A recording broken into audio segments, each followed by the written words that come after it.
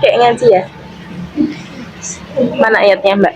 Ini. Dari ayat 139 sampai 154. Tafsirkan atau terjemahkan secara global aja. Ayat 139, ayat yang pertama. Bismillahirrahmanirrahim. Pada ayat tersebut, wala tahinu wala tahzanu wa antumul a'launa in kuntum mu'minin, ialah di situ merupakan motivasi kepada kaum muslimin yang mengalami kekalahan pada perang Uhud. Di situ memberi motivasi agar orang mukmin itu tidak berlarut-larut dalam kesedihan dan lemah. Padahal orang mukmin itu adalah orang yang paling tinggi derajatnya di sisi Allah. Mengapa mereka harus bersedih? Karena tidak sepatutnya mereka bersedih, karena orang yang gugur dalam peperangan itu akan masuk surga, dan yang mengalami luka itu mendapatkan ampunan dari Allah. Oke. Berarti orang muslim itu ketika perang Uhud kalah ya? Kalah. Kenapa kalahnya? Karena mereka itu melanggar perintah Rasul agar tetap berada di medan pertempuran. Mereka lebih tertarik kepada harta rampasan perang, padahal waktu itu peperangan masih belum usai. Bagus.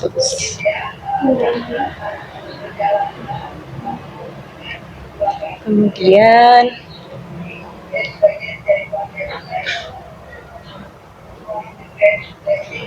ayat wama Muhammadun illa rasul itu masih ada kaitannya nggak dengan ayat sebelumnya?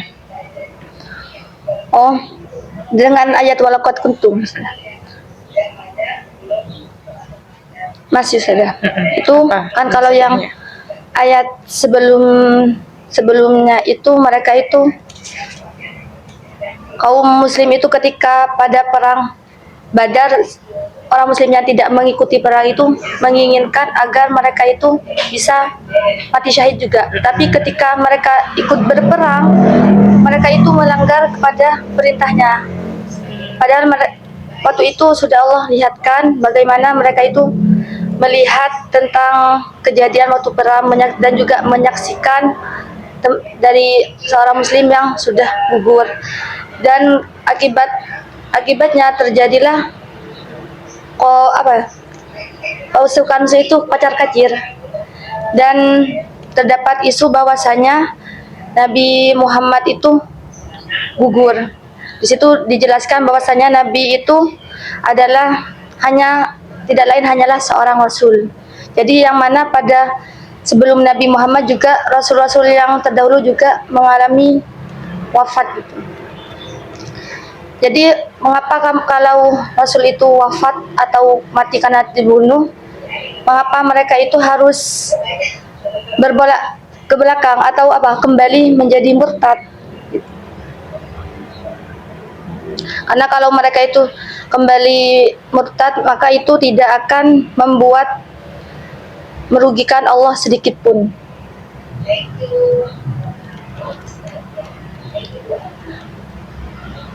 Berarti inqalabatum ala aqabikum artinya apa? Berbalik ke belakang atau murtad.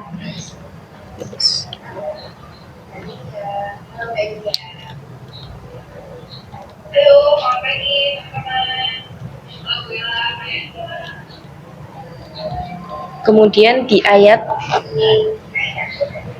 sanulqi fi qulubil ladina kafaru ru'bah, ada wa ma'wahumun nar dan wa bi'sa maswal zalimin. Di situ apa perbedaan makwa dan mathwa? Wa ma'wahumun nar. Kan sama-sama itu wa ma'wahumun nar itu tempat kembalinya mereka itu adalah neraka. Sama-sama tempat kembali ya, tempat kembali. Kalau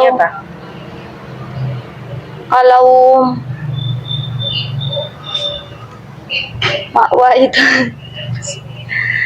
mungkin tempat kembalinya itu yang kekal. Yang mana? Yang makwa itu? Yang Kalau yang makwa yang kekal, yang makwa apa yang matwa? yang Mas? maswa. Yang maswa yang Berarti kekal. yang makwa Hanya sebentar. ya, betul. Udah. Makasih. Ya.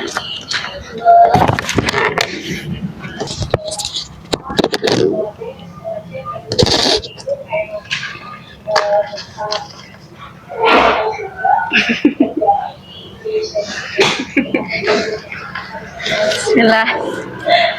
Yasin dulu.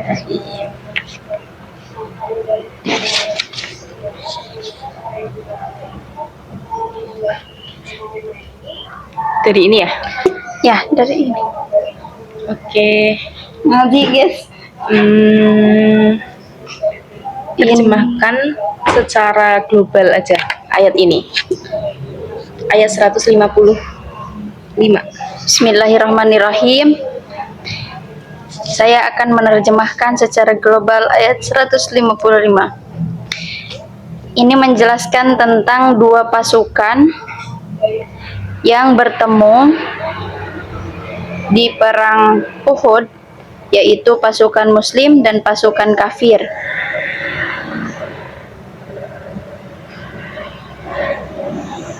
Di sini menjelaskan tentang bahwa digelincirkannya mereka oleh setan atas apa yang telah mereka perbuat sebelumnya, dan Allah memaafkan mereka. Sesungguhnya Allah Maha Pengampun dan Maha Penyantun. Ya? Ustaz, kalau kurang apakah dikasih kode? Mbak Ulfa aja nerjemahin. Kalau udah dirasa cukup, udah nggak apa-apa. Sesungguhnya orang-orang yang berpaling di antara mereka pada bertemunya dua pasukan, yaitu kaum muslim dan kaum kafir, berpalingnya mereka ini karena digelincirkan oleh setan. Digelincirkan di sini tuh mempunyai dua makna. Yang pertama, kenapa ada dua makna? Karena diambil dari sin dan ta yang ada di dalam kalimat istazallahum. Yang pertama bermakna meminta, dalam artian setan meminta kepada mereka atau rayuan setan. Mereka berpaling dari perang karena dirayu oleh setan. Itu yang pertama. Yang kedua, istazallahum dimaknai dengan sungguh mereka telah digelincirkan oleh setan atas apa yang mereka telah perbuat sebelumnya. Dan Allah, dari semua kejadian ini Allah Maha mengampuni mereka karena Allah Maha Pengampun dan Allah Maha Penyantun. Terus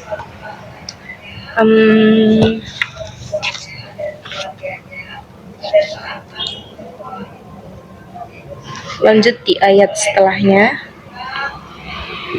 surat Al-Imran ayat 159. Di situ ada asbab nuzulnya ya. Mas 9, iya.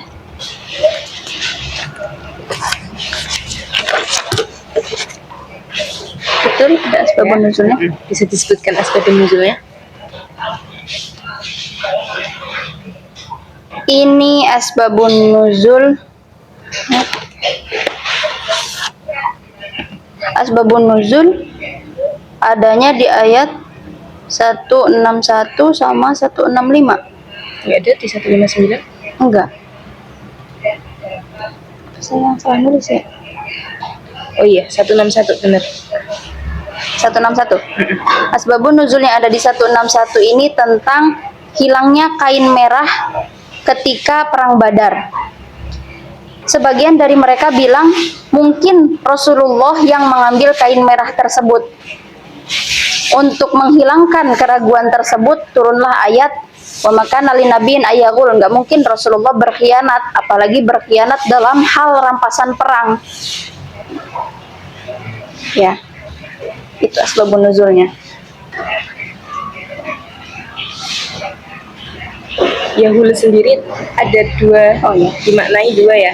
Ya. Apa itu? Gimana? Yahul ini bisa berkhianat secara khusus. Khusus ini dikaitkan dengan perang Badar. Gak mungkin Rasulullah mengambil kain yang bersifatkan duniawi. Kemudian yaghul juga bisa dimaknai dengan secara umum, yaitu berkhianat terhadap masyarakat ataupun berkhianat pribadi terhadap pribadinya. Terus di situ juga disebutkan pada hari kiamat dia akan datang membawa apa yang dikhianatinya. Maksudnya gimana? Itu bisa dimaknai dengan hakiki ataupun majazi. Jika hakiki dimaknai dengan memang mereka membawa-bawa di punggung mereka secara terlihat atau fisik.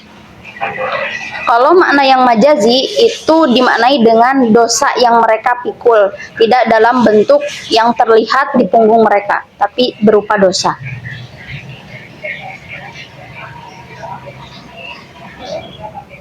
Oke, sudah. Sudah, Us. Terima Serius? kasih. Sama-sama, Us. Terima kasih. Bagus. Salam-salam. Us, ini suapannya.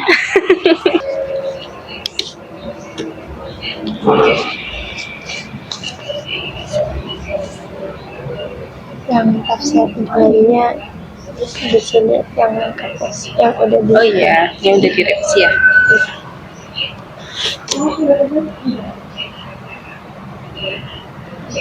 Bismillahirrahmanirrahim. Tafsirkan ayat pertama 169. Bismillahirrahmanirrahim.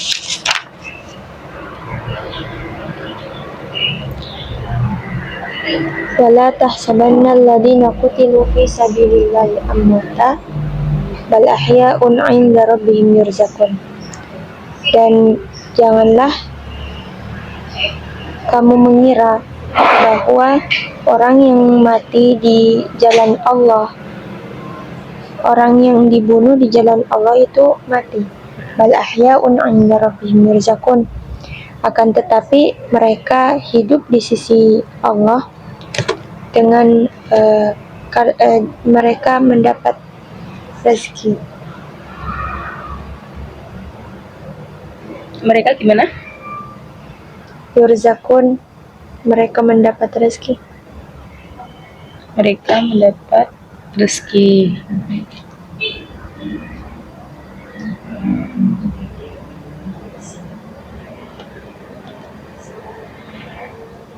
Asbabun nuzulnya apa?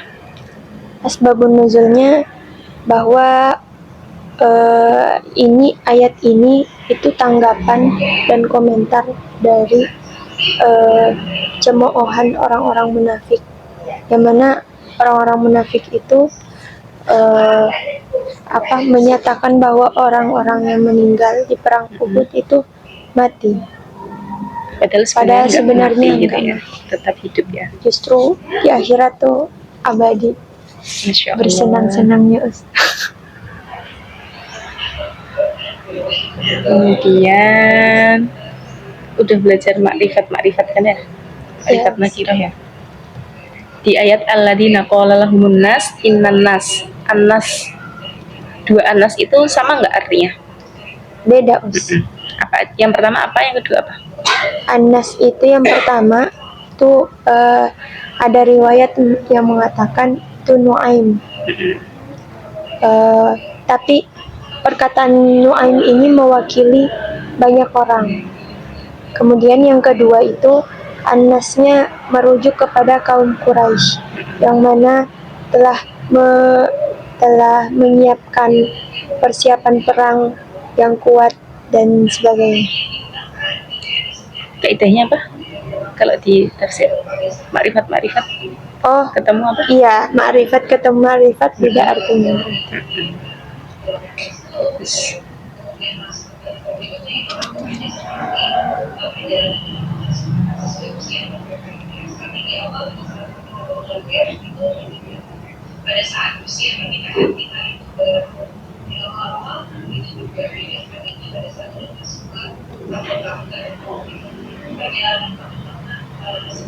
Dalam perang Uhud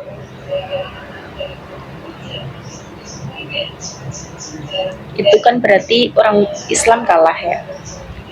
Berarti orang kafir diberi kesempatan. Iya. Sedangkan orang-orang mukmin dijatuhi petaka. Mengapa demikian?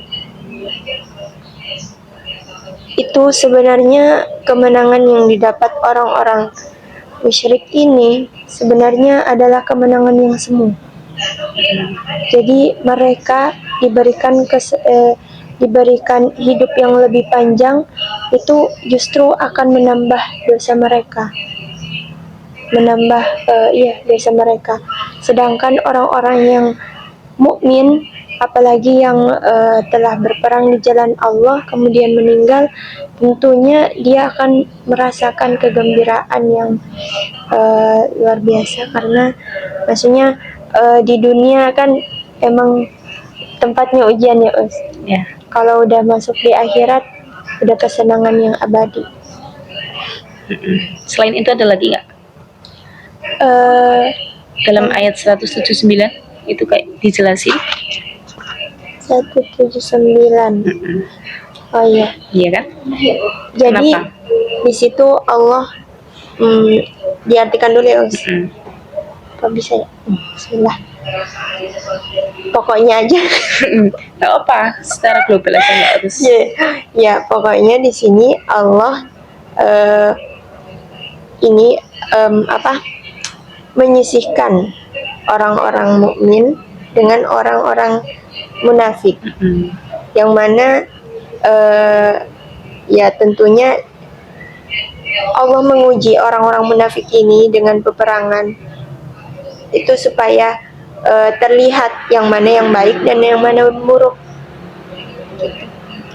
Ya, bagus. Udah, Mbak. Terima kasih Ustazah. Sama-sama. Udah ya, udah semua. Alhamdulillah. Ini masih. Bener, Mbak.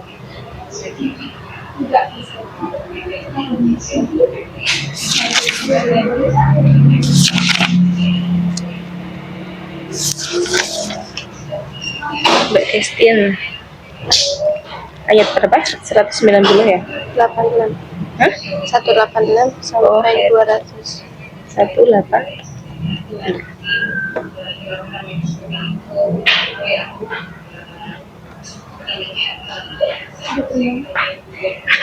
Itu nyenyak ya di sini.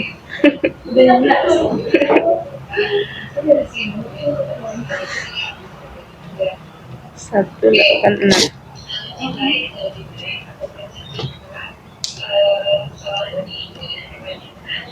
Yang pendek aja deh. Jelaskan atau tafsirkan secara global ayat 190. Bismillahirrahmanirrahim. Di ayat ini Allah memberikan perumpamaan, 3 perumpamaan. Adanya langit, bumi, dan pergantian siang dan malam. Ini menjadi tolak ukur berpikirnya orang-orang yang ingin mendalami ketauhidannya.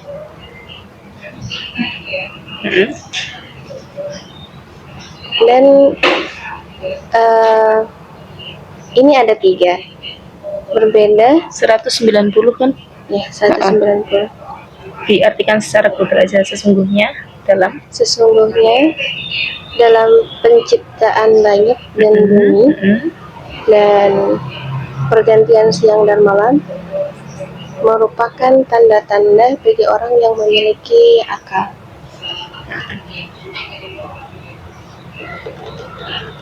Kemudian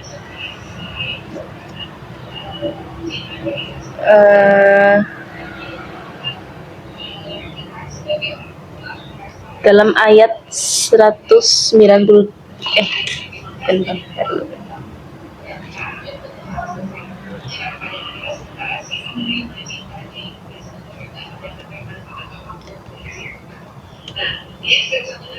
Ayat 193.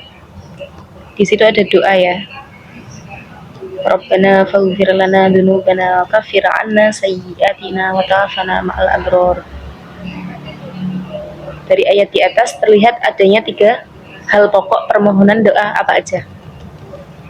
Yang pertama, pengampunan dosa. Mana? Rabbana faghfir lana dzunubana. Hmm. Yang itu yang pertama yang memiliki arti pengampunan dosa. Yang kedua, wakafir 'anna sayyi'atina, memiliki arti menutupi kesalahan. Lalu yang ketiga, wa tawaffana ma'al abrar, yaitu memohon untuk diwafatkan bersama orang-orang yang baik. Sip. Asbab nuzul ada nggak? Ya. Mungkin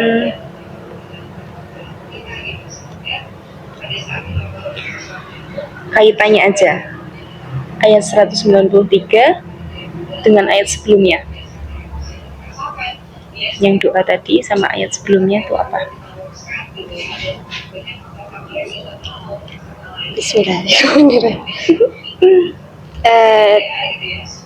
Keduanya sama-sama doa. Tapi yang sebelumnya tuh Doa untuk apa? doa agar tidak dimasukkan ke dalam neraka karena tidak adanya penolong bagi orang-orang zalim. Lalu yang setelahnya berdoa agar diampuni dari dosa-dosa hambanya. Agar dijadikan makhluk yang taat gitu ya, berarti ya. Oke.